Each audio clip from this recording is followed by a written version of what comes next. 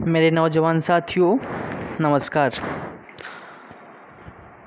तो आज का जो मेरा मुख्य टॉपिक्स है वही टॉपिक्स हैं जो पिछले लेक्चर में आपको समझाया गया था। एक एक स्टेप बाय स्टेप हम आपको समझाए थे। उसी टॉपिक्स के बारे में आज नोट्स लिखाया जाएगा, यानी व्याख्या की जाएगी, यानी उसका आंसर कैसे लिखेंगे उसे भाषा के तौर पर लिखाया जाएगा। आप लोग इसे नोट करोगे। देखिए मेरे कहने का मतलब ये हुआ कि जो भी विद्यार्थी इस क्वेश्चन का जवाब लिख चुके हैं उनके लिए मेरे तरफ से बहुत बहुत बधाई, अभिवादन। और जो लगता है कि सर हम नहीं लिख पाए, हमसे थोड़ा बहुत दिक्कत हो रहा है लिखने में, कठिनाई हो रही है, तो उनके लिए हम ये लिखा देते हैं जो किसी भी बच्चे को, किसी भी विद्यार्थी को किसी भी प्रकार का दिक्कत ना हो। क्योंकि आप टॉपिक्स को समझ ही गए हैं, उसको सिर्फ और सिर्फ क्या कीजिए, आज सिर्फ और सिर्फ हम लिखाएंगे, उसे नोट करते चलना है और समझ चुके ही है उसे पढ़ लीजिए, कंप्लीट हो जाएगा। ठीक है। क्योंकि क्या होता है अक्सर कि जो समझ गया है जिसकी भाषा पर थोड़ा बहुत कमांड नहीं होता है, तो उनकी भाषा पर कमांड ना होने की वजह से वो नहीं लिख पाते हैं। और जो लिख लिए उनके लिए मेरे तरफ से बहुत बहुत बधाई, थैंक यू। और जो नहीं लिखें वो इसे नोट करेंगे। ठीक है। तो कल का जो क्वेश्चन था, क्वेश्चन क्या था ज़रा एक बार पढ़ लिया जाए। आप लोग उस क्वेश्चन को देख लीजिए, पढ़ लीजिए क्या था कल का क्वेश्चन। देखिए उसको आज की क्लास में समझाया नहीं जाएगा, क्योंकि वो पिछले वीडियोज़ में हम समझा चुके हैं। आज सिर्फ और सिर्फ लिखाएंगे। ठीक है। तो उसको ज़रा सा पढ़ लीजिए क्या है क्वेश्चन। क्वेश्चन था कल का कि अमीबा में भोजन का अंतःग्रहण कैसे होता है। ये कैसा जीव है, ये कैसा भोजन करता है, इसमें भोजन की प्रक्रिया, पोषण की प्रक्रिया किन किन प्रक्रिया द्वारा होती हैं, ये सब के बारे में आज नहीं बताएंगे। ठीक है। सर क्यों नहीं बताइएगा? अरे बाबा, इसके लिए हम आपको अलग से वीडियो लेक्चर तैयार किए हैं ना, आज सिर्फ और सिर्फ लिखाएंगे। ठीक है। ओके, चलिए लिखिए इसे। कॉपी पेन निकालिए और इसे लिखिए। तो लिखिए क्वेश्चन, ज़रा एक बार देख लिया जाए। अमीबा में भोजन का अंतःग्रहण कैसे होता है, यही था। चलो लिखो। तो अमीबा एक सरल प्राणी संपोषी जीव हैं। अमीबा एक सरल प्राणी संपोषी जीव होता है या है। अमीबा एक सरल प्राणी संपोषी जीव है।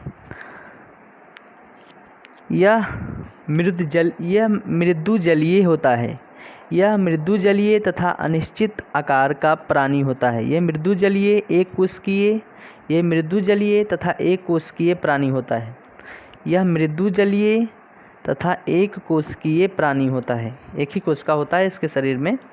यह मृदु जलीय तथा एक कोशिकीय प्राणी होता है। ठीक। उसी में लिखिए, इसका आकार कूट पादों के बनने और बिगड़ने के कारण बदलता रहता है। इसका आकार कूट पादों के बनने और बिगड़ने के कारण बदलता रहता है। ठीक है। इनके शरीर में पोषण करने के लिए कोई विशेष रचना नहीं होती है। इनके शरीर में पोषण करने के लिए कोई विशेष रचना नहीं होती है। इनके शरीर में पोषण करने के लिए कोई विशेष रचना नहीं होती है। ये हमेशा कूट पादों की सहायता से ही भोजन को पकड़ता है। ये हमेशा कूट पादों की सहायता से ही भोजन को ग्रहण करता है। ये हमेशा कूट पादों की सहायता से ही भोजन को ग्रहण करता है। ये हमेशा कूट पादों की सहायता से ही भोजन को क्या करता है, ग्रहण करता है। ठीक है। तो ये तो हो गया अमीबा के बारे में। ठीक। अब दूसरा बात क्या समझाए थे कि अमीबा जो है वो भोजन के रूप में क्या क्या लेता है ना, तो उसके बारे में जानेंगे। ये तो अमीबा के बारे में हो गया। अब अमीबा किस किस प्रकार के भोजन लेता है उसके बारे में जानेंगे। तो लिखिए, पैराग्राफ चेंज कर दीजिए, पैराग्राफ को चेंज कर दें प्लीज़। हाँ, पैराग्राफ चेंज कर दो, फिर लिखो अमीबा अपना भोजन शैवाल के छोटे छोटे टुकड़े, बैक्टीरिया, डायटम तथा अन्य मृत कार्बनिक पदार्थ के छोटे छोटे टुकड़े को लेते हैं। अमीबा अपना भोजन के रूप में शैवाल के छोटे छोटे टुकड़े, बैक्टीरिया, डायटम तथा मृत कार्बनिक पदार्थ के छोटे छोटे टुकड़े को लेते हैं। किसके रूप में? अपने भोजन के रूप में। यानी ये क्या करता है? बैक्टीरिया को लेता है, डायटम को लेता है यानी एक कोशिकीय जीव को लेता है, और मरे सड़े गले पदार्थों को, छोटे छोटे टुकड़े सड़े गले पदार्थों को भोजन के रूप में लेता है। ठीक है, तो ये हो गया आपका अमीबा जो किस प्रकार का भोजन लेता है उसके बारे में। ठीक, अमीबा का क्या भोजन होता है, भोजन के रूप में किसको खाता है उसके बारे में बता दिए। चलिए, हो गया।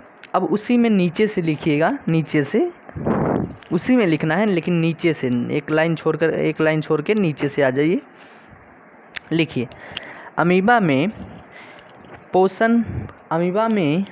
पोषण अंतःग्रहण सब समझाए थे। अमीबा में पोषण, अंतःग्रहण, पाचन तथा बहिष्करण प्रक्रियाओं द्वारा पूर्ण होता है। अमीबा में पोषण, अंतःग्रहण,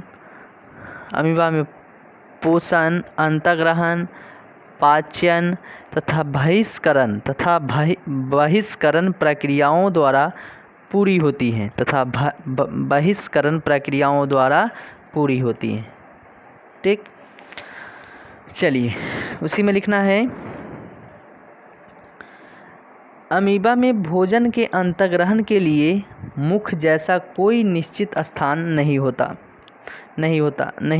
अमीबा में भोजन के अंतःग्रहण के लिए मुख का मतलब मुंह, माउथ, बक्कल कैविटी भी उसको बोल सकते हैं।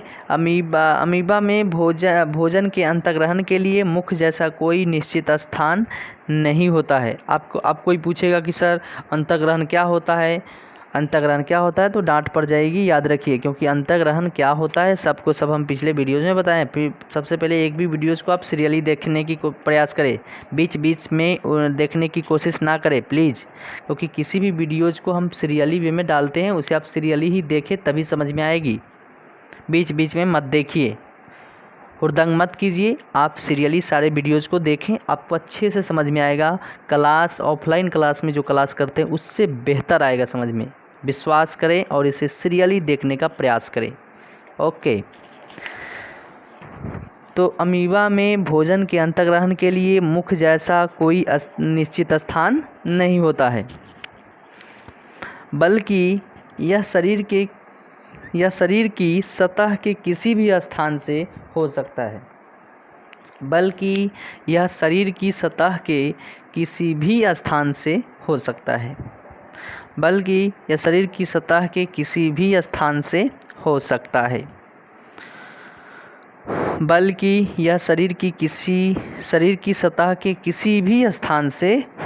सकता है। ठीक है, चलिए उसी में लिखना है। अमीबा जब भोजन के बिल्कुल समीप होता है, तब अमीबा भोजन के चारों ओर कूटपादों का निर्माण करता है।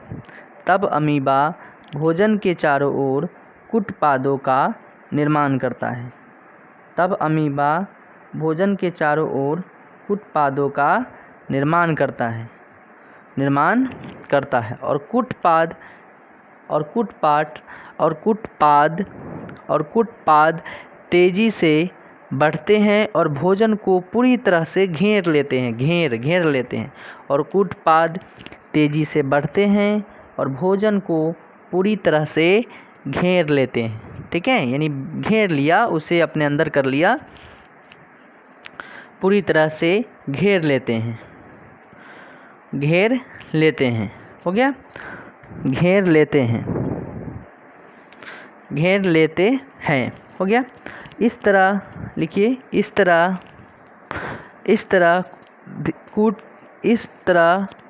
कूटपादों के सिरे आपस में जुड़ जाते हैं।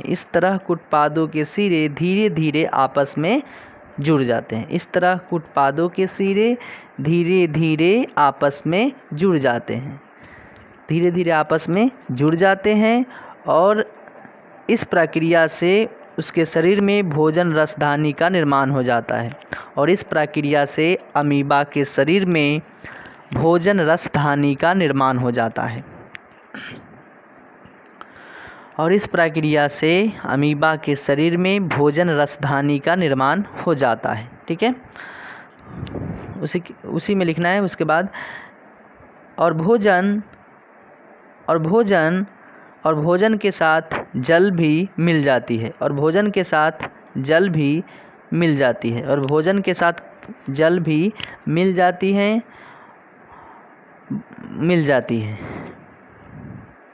इसके बाद भोजन का पाचन भोजन रसधानी में ही एंजाइमों के द्वारा हो जाता है। इसके बाद भोजन का पाचन भोजन रसधानी में ही एंजाइमों के द्वारा हो जाता है और पचा हुआ भोजन रसधानी से निकलकर कोशिका द्रव में पहुंचती है और पचा हुआ भोजन रसधानी से निकलकर कोशिका द्रव में पहुंच जाती है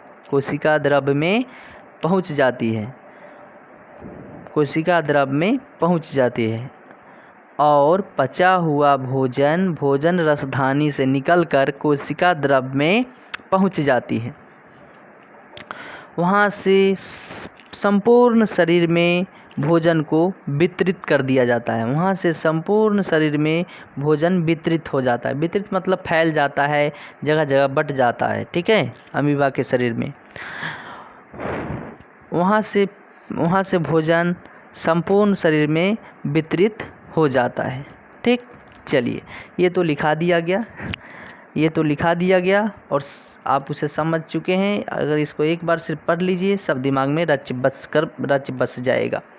अब देखो बाबू, उसमें नोट करके लिख दो। ठीक है, इस क्वेश्चन का आंसर आपको बेहतरीन आंसर तैयार हो चुका है, इसमें नो डाउट, इसमें कोई तरह के डाउट संदेह करने की ज़रूरत नहीं है। आपका बेहतरीन आंसर तैयार है। आप इसे उसी क्वेश्चन के नीचे, उसी आंसर के नीचे नोट करके एक बॉक्स में लिख देना है, नोट में। ठीक है, नोट करके लिख देना है। लिखिए, अमीबा में अपचे का मतलब क्या हुआ, इसको ज़रा बोल देते हैं क्योंकि नहीं बताए थे इसके बारे में।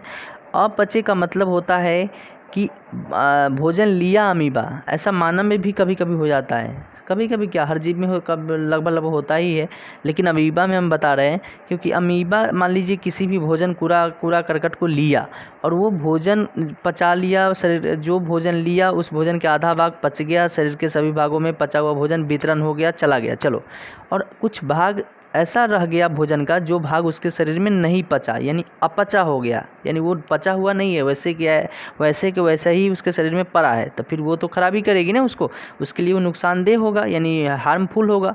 तो उस भोजन को किसी न किसी रूप में शरीर से बाहर तो निकालना ही पड़ेगा, लेकिन शरीर से बाहर निकालने के लिए वैसा उसके शरीर में कोई अंग ही नहीं है, तो क्या करेगा।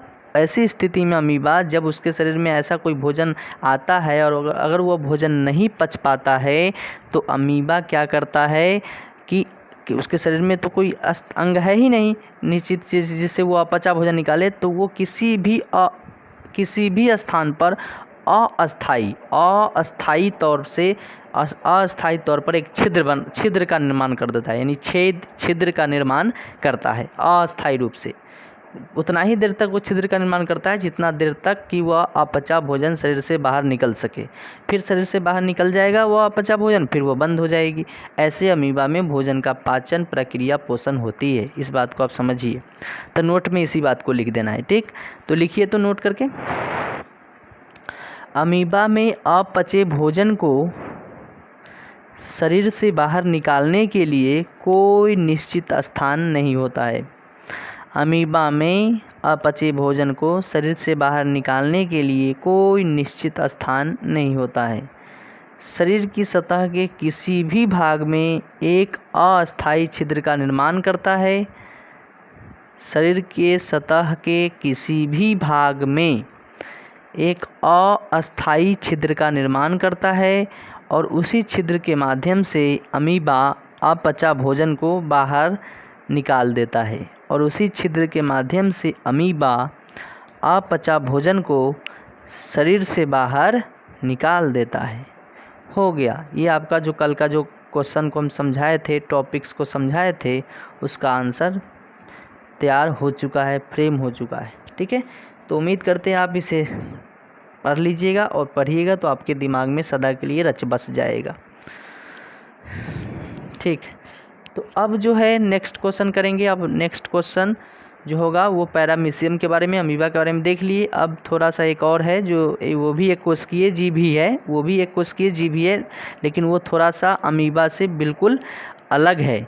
एक कोशिकीय जीव है लेकिन वो अलग है। अमीबा का जो भोजन, अमीबा में जो पोषण की प्रक्रिया हो रही थी वैसे इसमें नहीं होगी, उसके विपरीत सब कर दो ना, यानी ऐसे समझो। अब जो नेक्स्ट टॉपिक पढ़ेंगे वो पैरामीशियम के बारे में पढ़ेंगे कि पैरामीशियम में भोजन का अंतर्ग्रहण, भोजन का पाचन, भोजन का पाचन कैसे कैसे किन किन प्रक्रियाओं के द्वारा पैरामीशियम में होता है। तो आपको क्या करना है, अमीबा में जैसे भोजन का अंतर्ग्रहण हो रहा था ना, जिस प्रक्रिया के द्वारा वो कैसे भोजन लिया, कौन किस प्रकार से भोजन का पाचन हुआ, पोषण किन किन प्रक्रियाओं के द्वारा पोषण की प्रक्रिया पूरा हुई, पूर्ण हुआ, भोजन का पाचन कैसे हुआ, इन सभी प्रक्रियाओं को इसके विपरीत कर दीजिए। इसमें भोजन को पकड़ने के लिए कैसे शरीर बनाता था, फिर इसके शरीर में भोजन का पाचन कैसे हुआ, उन सभी प्रक्रियाओं को समझने के लिए पैरामीशियम पर उस सभी प्रक्रियाओं के विपरीत कर लीजिए। आपका पैरामीशियम का उत्तर तैयार हो गया, क्योंकि समझ चुके हैं, सिर्फ और सिर्फ विपरीत कर देना है।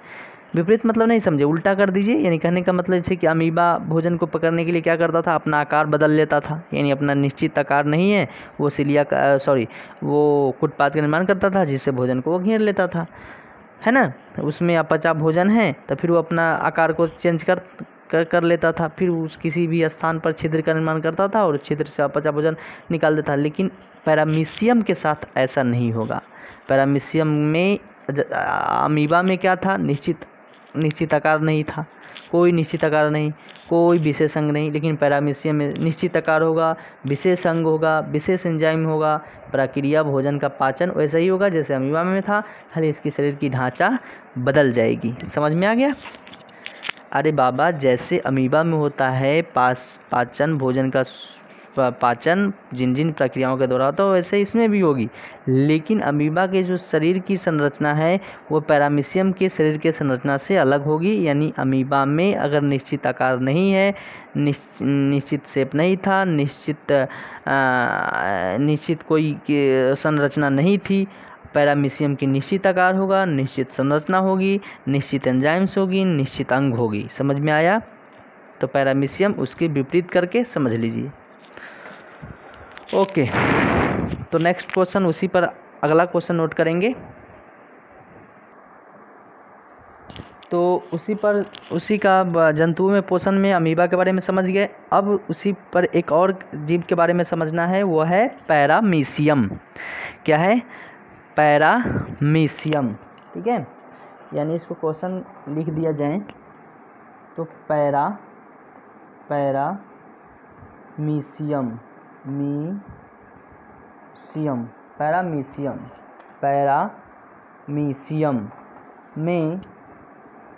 पैरामीशियम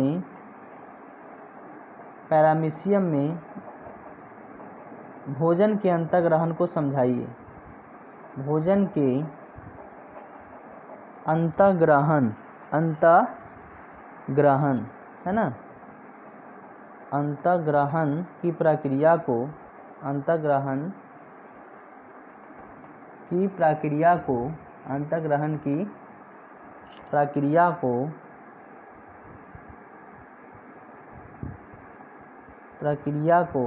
समझाइए। अंतर्ग्रहण की प्रक्रिया को क्या कीजिए? समझाइए। ठीक, पैरामीशियम, इसका हिंदी भी पैरामीशियम ही होगा, अगर हिंदी लिखोगे तो भी पैरामीशियम ही होगा। ठीक है, तो इसको पढ़ लेना है। ये टॉपिक्स है, ये सब इस सब पर आता है क्वेश्चन। आता है, ये सब इम्पोर्टेंट्स है, इसको सबको देखते चलना है। पैरामीशियम में भोजन के अंतर्ग्रहण की प्रक्रिया को समझाइए या पैरामीशियम में पाचन की प्रक्रिया को समझाइए, ऐसा करके क्वेश्चन आएगा, आपको समझ लेना है। पैरामीशियम पदार्थ कोई भी क्वेश्चन आएगा सब इसी टॉपिक से बन जाएगा, ठीक है। तो पैरामीशियम में भोजन के अंतर्ग्रहण की प्रक्रिया को समझाइए, तो इसको वैसे ही समझना है जैसे अमीबा में थी वैसे इसमें है, ठीक है। तो इसको आप ज़रा सा नोट कर लें, नोट कर लीजिए, हम इसको लिखाते हैं, आप इसे नोट करते चलिए, फिर हम आपको समझा देंगे, ठीक। चलिए तो नोट कर लीजिए, पहले लिखिए। पैरामीशियम के बारे में पहले जान लेते हैं, लिख लीजिए, पैरामीशियम पर चर्चा कर लीजिए पहले थोड़ा सा डेफिनेशन के तौर पर। लिखिए, पैरामीशियम एक प्राणी समभोजी एक कोशिकीय जीव होता है। पैरामीशियम एक प्राणी समभोजी एक कोशिकीय जीव होता है। नोट कीजिए, पैरामीशियम एक प्राणी समभोजी एक कोशिकीय जीव होता है। प्राणी समभोजी भी वही है, प्राणी समपोषी या प्राणी समभोजी, दोनों बात एक ही है। अमीबा में भी यही लिख रहे थे, तो कुछ अलग है नहीं। सिर्फ देखो, अमीबा में क्या था कि एक निश्चित आकार था, सॉरी बाबू, अमीबा में क्या था, निश्चित आकार नहीं था, भोजन के पाचन करने के लिए ना कोई विशेष अंग था, अपचे भोजन को शरीर से बाहर निकालने के लिए कोई स्थान अंग उसके शरीर में नहीं था, यानी उसका कोई शेप साइज नहीं था अमीबा की। पैरामीशियम की शेप साइज होगा, इसका विशिष्ट अंग है, विशिष्ट एंजाइम्स होगी, विशिष्ट इसमें शेप साइज आकार पाया जाएगा, लेकिन भोजन का पाचन वैसा ही होता है जैसे अमीबा में होगा। चलिए, तो पैरामीशियम एक प्राणी समभोजी एक कोशिकीय जीव है। पैरामीशियम कैसा जीव है, एक प्राणी समभोजी एक कोशिकीय जीव है। प्राणी समभोजी मतलब वैसा ही जिसको हम प्राणी समपोषी कहते हैं या प्राणी समभोजी, दोनों एक ही बात है। तो पैरामीशियम एक प्राणी समभोजी एक कोशिकीय जीव है।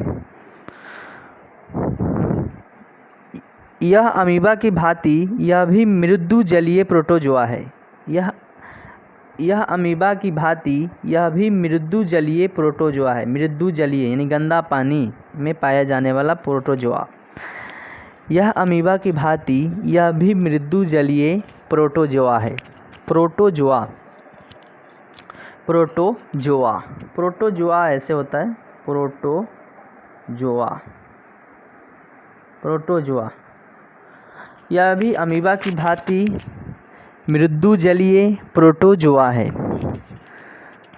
लेकिन इसका आकार निश्चित होता है तथा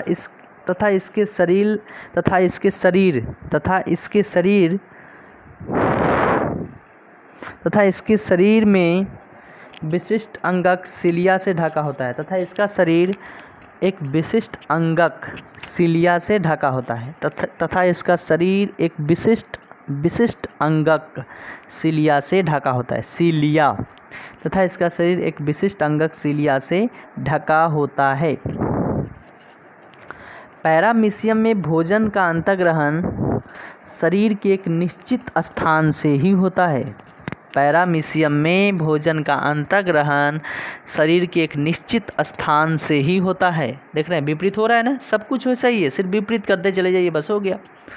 पैरामीशियम में भोजन का अंतर्ग्रहण शरीर के एक निश्चित स्थान से ही होता है, जिसे कोशिका मुख या साइटोस्टोम भी कहा जाता है।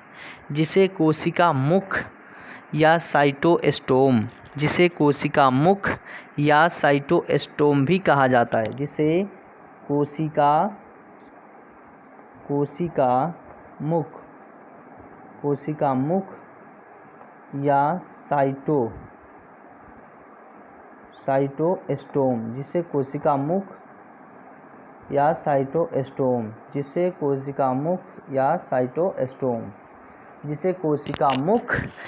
या साइटोस्टोम, जिसे कोशिका मुख या साइटोस्टोम भी कहा जाता है।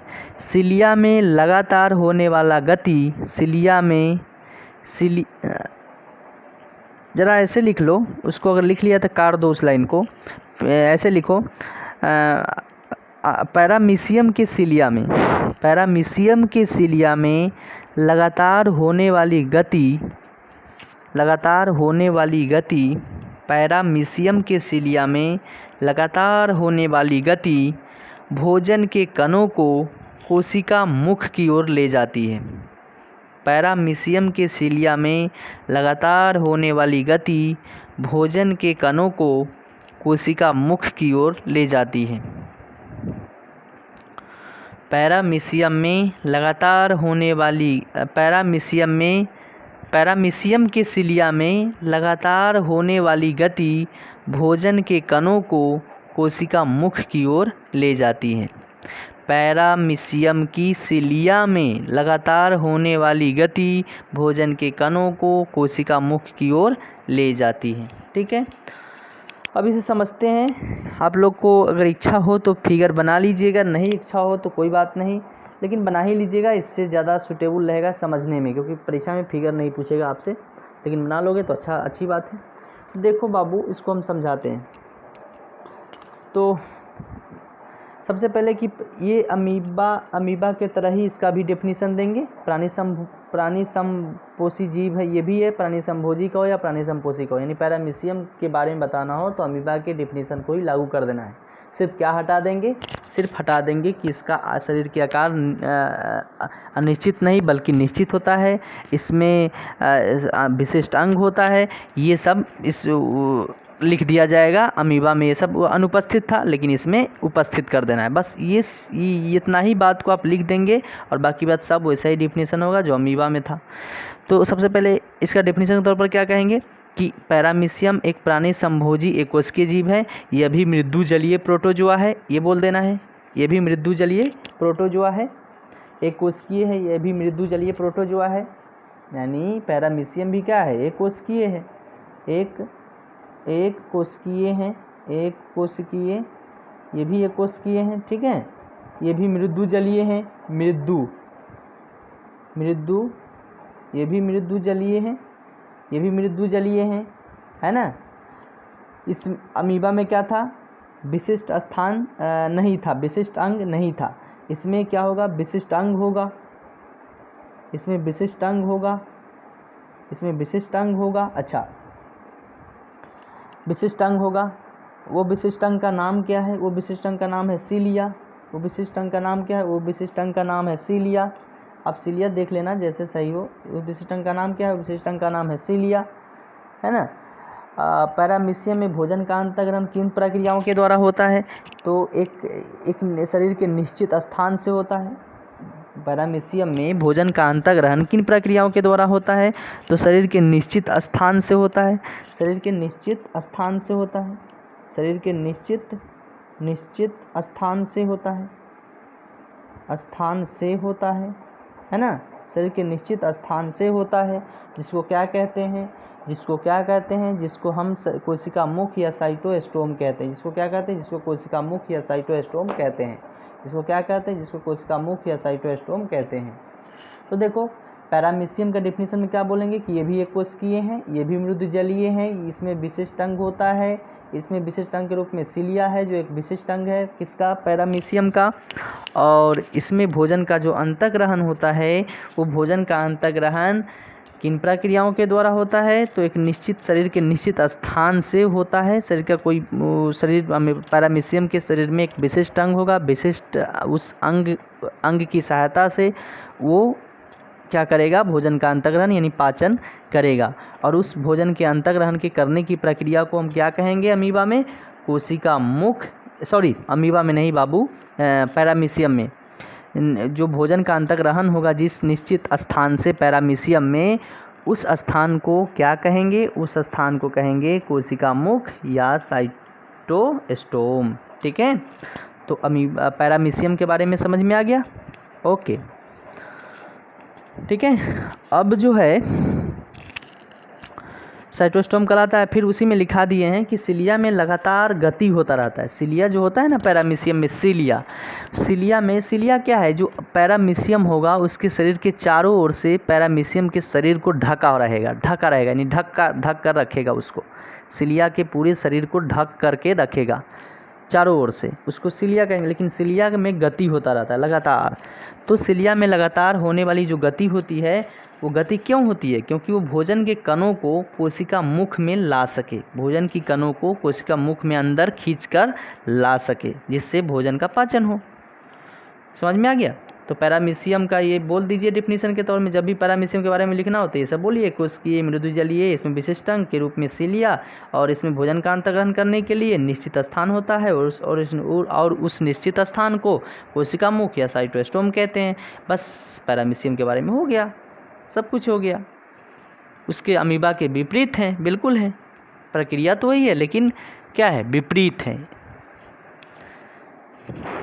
शरीर से यानी बॉडी से विपरीत है, शरीर के आकार से विपरीत है, प्रोसेस वही है। चलिए, तो ये सिलिया जो है वो उसमें क्या होती है, गति होती रहती है, और वो पैरामीशियम के शरीर के चारों ओर से क्या करता है, ढक कर रखे हुए रहता है। तो देखो इसमें ज़रा सा ये देखो यही सिलिया है, देख रहा है ना, ये सिलिया है, उसके ढक कर रखे हुआ है, और ये भोजन है। ये ऐसे गति होती रहती है, ऐसे गति होती रहती है, और ये गति ज्यों होगी तो ये भोजन अंदर की तरफ जाएगा, और ये किस में जाएगा, ये कोशिका रसधानी में जाएगा, और इस रसधानी में भोजन का पाचन होगा, एंजाइम्स मिलेगा, और इसी में शरीर में भोजन का पाचन होकर के घुल मिल जाएगा, और जो अपचा भोजन होगा इस विशिष्ट ढंग से बाहर भी निकल जाएगा। ठीक है, तो इस प्रकार से पैरामीशियम में भोजन का पाचन होता है। यही सिलिया है, ये सब का गति आपस में एक दूसरे में होती रहती है, आपस में ये सिलिया जो है गति करती रहती है, और ये पूरे शरीर को ढका हुआ है, देख रहे हैं ना, ढका हुआ है। और ये इसमें गति होने के कारण जो भोजन होता है, ये भोजन शरीर के पैरामीशियम के शरीर के अंदर प्रवेश करती है, जिसमें शरीर के अंदर जाने के बाद क्या होता है, भोजन का पाचन होता है। तो इसको बना लीजिएगा। तो आज के लेक्चर में बस इतना ही।